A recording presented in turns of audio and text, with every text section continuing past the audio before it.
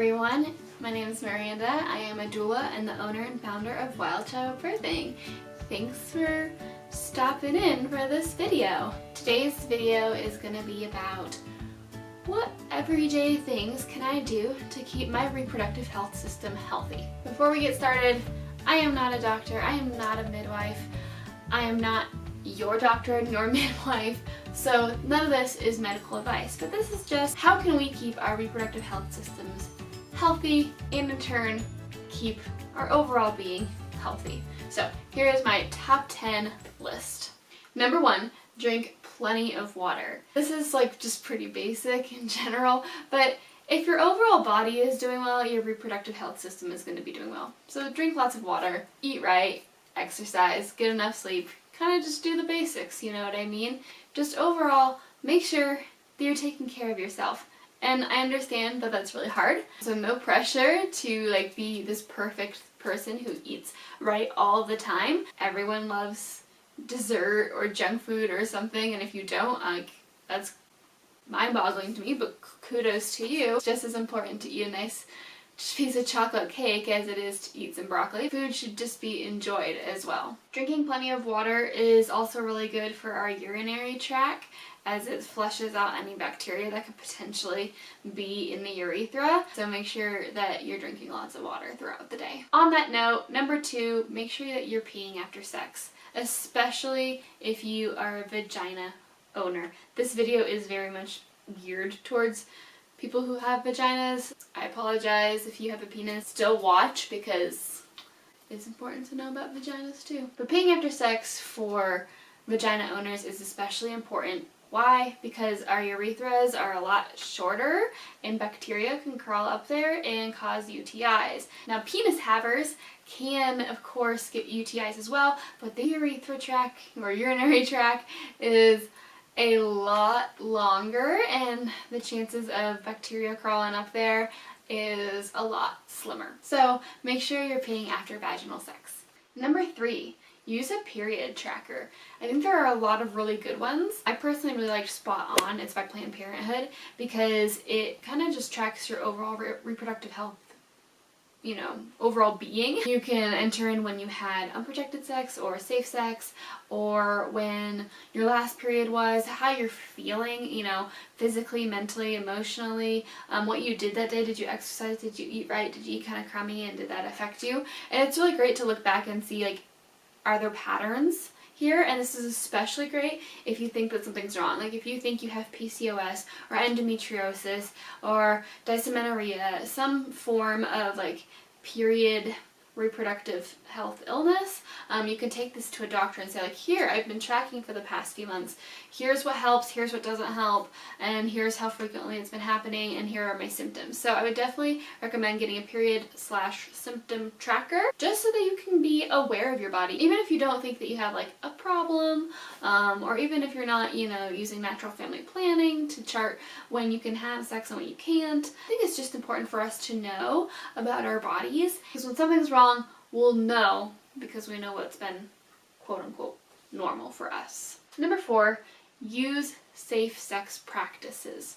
So if you're with a new partner, make sure you're wearing condoms to protect against STIs. Make sure you're getting tested frequently. And if you don't want to get pregnant, make sure you have a reliable form of birth control. Number 5, masturbate.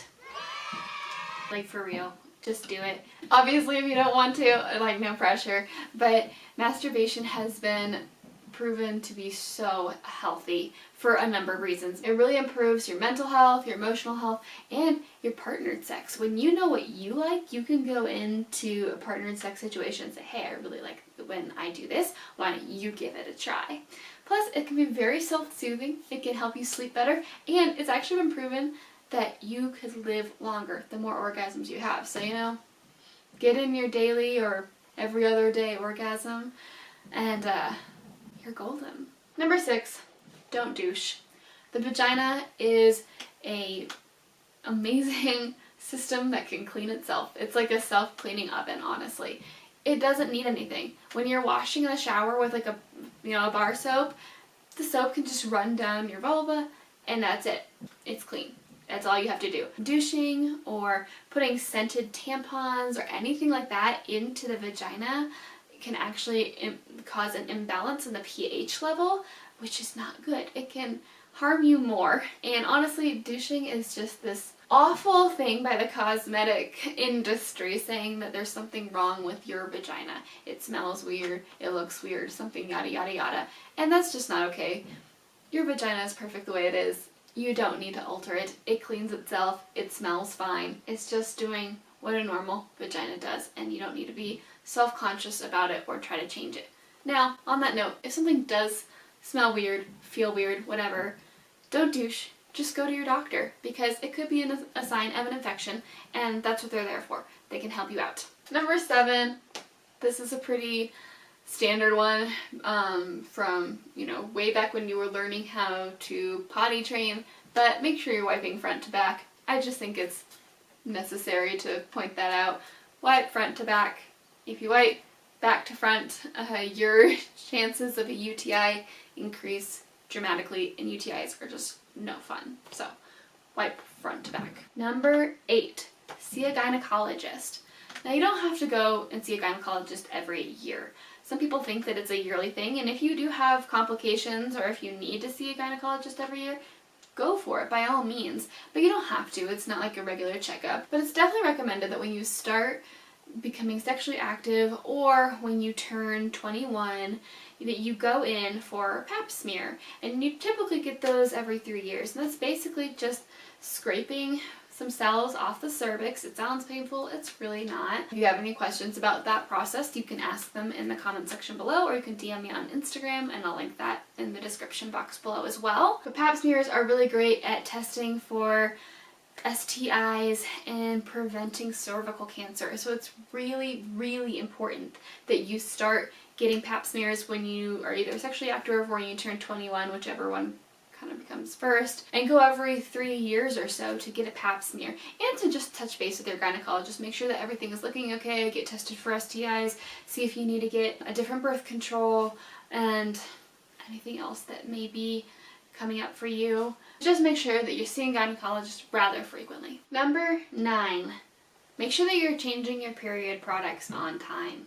Tampons, for example, are to be left in for 8 hours tops. If you leave them in longer, you increase your risk of toxic shock syndrome, which can be deadly. Longer lasting products like menstrual discs or menstrual cups can be left in for about 12 hours, but still they need to be taken out and emptied. And pads don't necessarily have a time limit, but they can start to cause irritating friction on your vulva. That definitely should be changed rather frequently so that you can get a fresh pad in there so it's not irritating your skin. And lastly, number 10, if something doesn't seem right, if it's not feeling comfortable, if something smells wrong, if it's itchy, if it hurts, whatever, downtown, if it's your vulva, your vagina, your labia, your uterus, your ovaries, whatever, if something isn't right, go see a doctor. And that's why I really was pushing for a symptom period tracker, because when you know and you pay attention to your body, you know what's normal for you. You know what your cramps feel like before period. And if they're worse, then maybe you're like, oh, okay, something's up. I need to pay more attention to that. Oh wow, it's been going on for a long time. I need to go to a doctor. And it's okay to go to a doctor. I think that a lot of people avoid going to doctors because it's kind of scary, and don't get me wrong, it is. But they're really nice people. Make sure you find a doctor that you trust and you can be honest with, because that will make the experience just so much better.